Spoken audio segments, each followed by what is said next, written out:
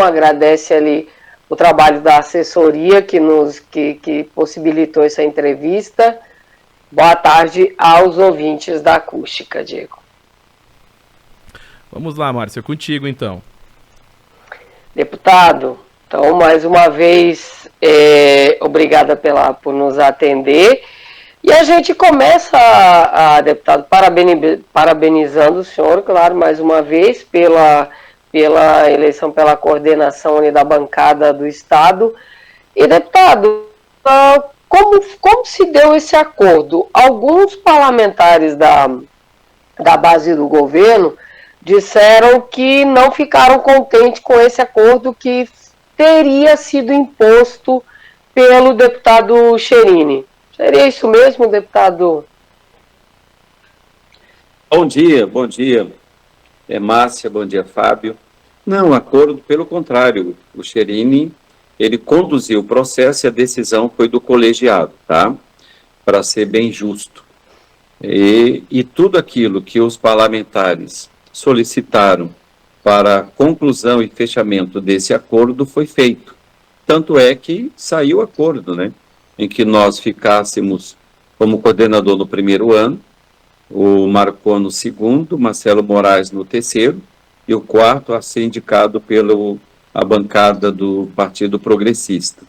Então, não houve nenhuma imposição, pelo contrário, houve um acordo, um consenso, que chegou nesse resultado.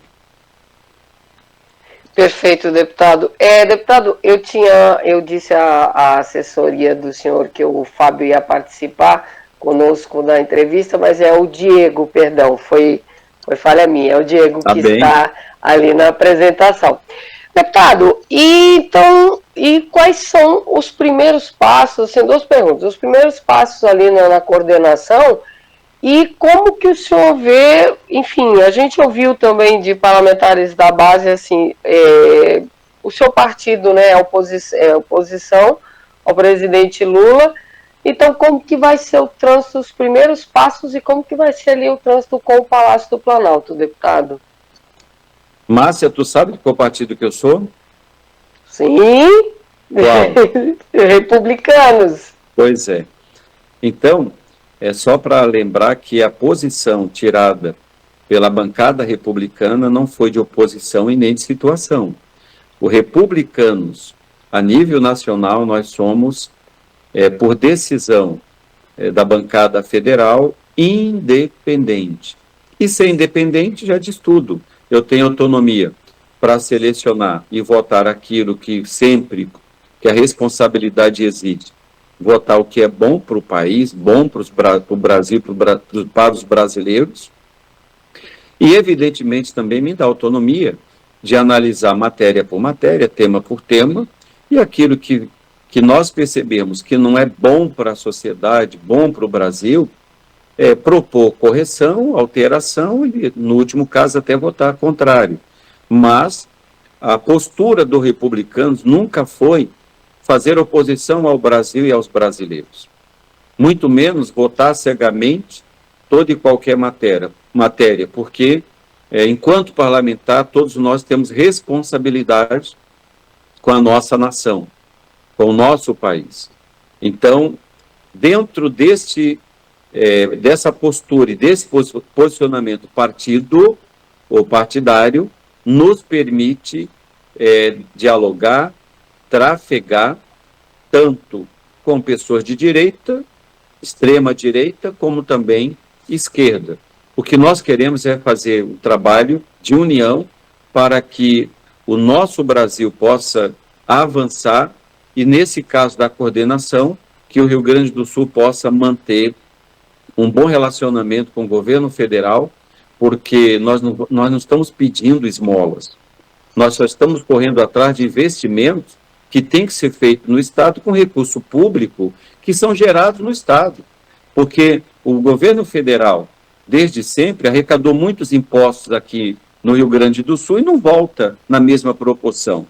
Então, nada mais justo do que a bancada se unir, seja ela independentemente do seu partido, lutar para que o Estado vá bem, para que o Estado busque os seus investimentos necessários para que a nossa economia possa crescer. E com ela, a geração de emprego, renda, aumentando então a qualidade de vida dos gaúchos e gaúchas. Perfeito, deputado. Eu disse a oposição que eu conversando com alguns parlamentares, né, do republicano, disse, nós somos oposição, mas, enfim, só para né, deixar claro. Então, quais os primeiros passos ali desse novo desafio como coordenador do Rio Grande do Sul, deputado? O senhor já tem ali uma... Os passos iniciais é montar as engrenagens, fazer uma atualização do Estado, quais são as prioridades do Estado por região, do que o Estado necessita da atenção e da atuação da bancada gaúcha em Brasília, para que possamos somar esforços, né, e viabilizar os projetos. Então, primeiro é fazer uma atualização e, mediante essa atualização, montar um plano estratégico de reuniões com os ministérios, onde essas demandas, ou por onde essas demandas tramitarem, a fim de que nós venhamos acompanhar, fazer o nosso papel enquanto bancada gaúcha de acompanhar, fazer força, a fim de que o Rio Grande do Sul jamais venha a ser esquecido dentro dos projetos que for desenvolvido nacionalmente, dentro das prioridades também, tanto do Estado como também do governo federal.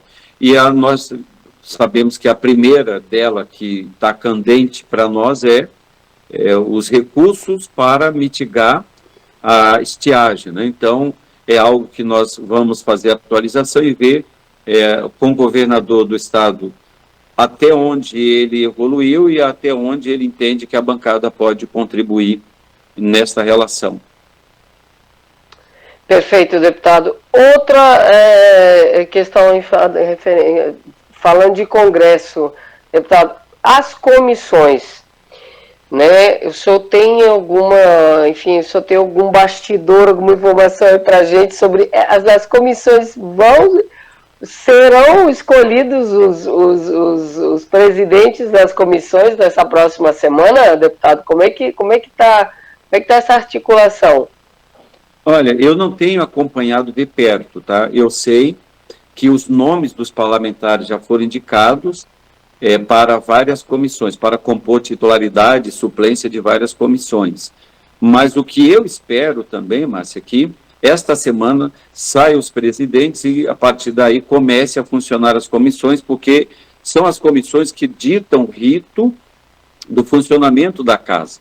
Tanto é que hoje temos votado alguma coisa assim mais por consenso, algumas matérias, mas de grande relevância, tem que passar pelas comissões. Dentre elas também a comissão especial, que vai analisar a reforma tributária. Então, tudo isso passa pelas comissões. E eu, como toda a sociedade, queremos que, quanto antes, essas comissões se instalem para poder darmos andamento aos trabalhos e, assim, resposta para a nossa sociedade. Agora, deputado, o senhor falou da reforma tributária. A gente falou muito aqui na rádio sobre o grupo de trabalho, né, formado ali para analisar a reforma tributária, e que não tem nenhum representante da região sul, né, deputado? Nem do Rio Grande do Sul, nem de Santa Catarina, nem do Paraná. As comissões, vai ser formada, então, uma comissão agora para a reforma tributária e vai ter vocês têm alguma, vão, enfim, trabalhar para que tenham representantes da região sul, deputado? É que, assim, uma coisa é grupo de trabalho, outra coisa é uma comissão especial, entendeu? Então, nas comissões são indicados representantes, e mesmo, no meu ponto de vista, mesmo que não tenha um representante do Rio Grande do Sul, mas tem representante do meu partido que eu tenho acesso, que eu posso levar minhas sugestões e brigar por elas.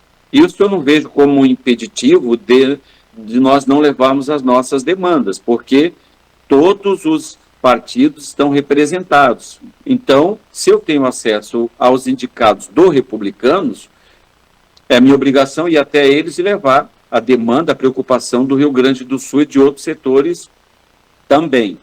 Então, eu não vejo um grande problema. Poderia facilitar se tivesse um representante? Sim, não necessariamente, mas eu penso que nós temos que usar da boa vontade, do interesse e correr atrás dos representantes dos nossos partidos e levar aquilo que nos preocupa. Sobre ainda a reforma tributária, o senhor acredita que vai mesmo ser votada como o governo espera, em especial o ministro Fernando Haddad, nesse primeiro semestre, deputado? O senhor acha que há acordo? Enfim, o governo consegue aprovar isso no primeiro semestre, deputado? O presidente Lira tem isso como prioridade. E quem dita a prioridade normalmente é o presidente. São ele com o colegiado de líderes que fazem a pauta. E essa pauta é prioridade total.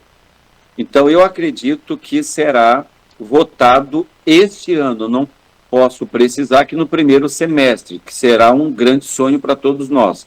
Porém, não adianta nós acelerarmos o processo e atrapalhar no texto. Então, eu penso que o tempo tem que ser necessário para a construção de um texto que saia com tempo, que possa ajudar o Brasil a se desenvolver, que possa ajudar os empreendedores a facilitar o pagamento desses impostos, porque é muito complexo hoje o sistema tributário do Brasil. Só a simplificação já ajuda muito e reduz o custo das empresas. Então, eu penso que tão importante quanto o tempo é a fórmula e ter o tempo também necessário para que se faça um bom debate, que faça um texto bem ajustado, para que não tenhamos que ter que estar fazendo correções nesse texto logo ali adiante. Então, para mim, sendo resolvido esse ano, já é um grande avanço. Se puder ter consenso em um texto mais redondo e maduro para votar no primeiro semestre, melhor ainda. Perfeito, deputado. Diego, alguma pergunta, Diego? Não, eu até ia fazer relacionada ali à estiagem, né, mas o deputado já acabou respondendo ali na sequência da conversa, mas eu até posso perguntar, porque agora há pouco a gente conversou com o Daniel Treziak, né, a gente entrevistou ele hoje no programa Primeira Hora, e eu posso perguntar sobre se a bancada, né, aqui do Rio Grande do Sul tem acompanhado a sequência de possíveis pedágios que podemos ter aqui na região, que foi a pauta que a gente conversou com o deputado Daniel Treziak. Tudo indica que teremos aqui um aumento de praças de pedágio, e se a bancada também está acompanhando, porque provavelmente vai ser algumas demandas que começará a chegar em Brasília também, Márcia. Sim. Diego, a questão dos pedágios, nós estamos acompanhando, tem que até atualizar esse tema, porque é uma bancada nova, né? Houve uma renovação na bancada gaúcha, muitos deputados, alguns deputados que não eram, se elegeram, outros se reelegeram e outros não se reelegeram. Então, nós vamos fazer uma atualização, inclusive no próprio DENIT, né, que monitora tudo isso e tem a responsabilidade de fazer as concessões para atualizar sobre a questão das praças de pedágio. O que a gente sabe é que são duas verdades, que o Brasil, infelizmente, é incompetente, essa é a palavra, para cuidar bem das suas estradas com os recursos próprios, e que muitas delas, onde tem estrada, é porque tem pedágio. Porém, também outras têm pedágio demais. E o caminho para Rio Grande, Pelotas, nós sabemos que é uma estrada muito pedagiada. É muito caro sair de Porto Alegre e ir para Rio Grande. E eu digo isso porque a gente viaja e é o trecho mais caro que tem. E isso também é ruim porque é caminho do porto, são empresas que deixam de se instalarem e nesses municípios, porque a sua frota de caminhão tem que estar passando permanentemente nessas praças, passa a ser um inibidor de desenvolvimento. Então, tem que encontrar o ponto de equilíbrio entre o ter e não ter, e ter com eficiência, e também sobre a questão da tarifa justa. Nós sabemos que as nossas tarifas são tarifas um pouco acima da média com relação ao preço. Eu saí de carro daqui do Rio Grande do Sul, cheguei até ir ao Rio de Janeiro dirigindo, e é impressionante quanto as nossas tarifas somada com as de São Paulo, são acima da média. Então, além de encontrar o ponto de equilíbrio da quantidade de praças, também sobre a questão do valor a ser cobrado. Então, são coisas que nós temos que discutir. E, com certeza, é um tema que nós iremos levar também para a discussão dentro da bancada e que não impede também os deputados de tratarem nos seus mandatos.